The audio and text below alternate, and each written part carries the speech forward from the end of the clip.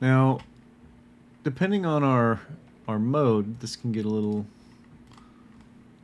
confusing. But with our mode, let's jump into edit mode, and you'll notice that we have select modes. So we have mode types and select modes. So this is vertices, this is edges, this is faces. And this is basically going to determine how your selections happen.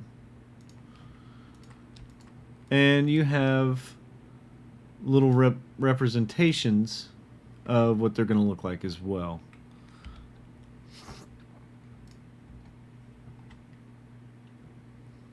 Below that, you have your select mode type.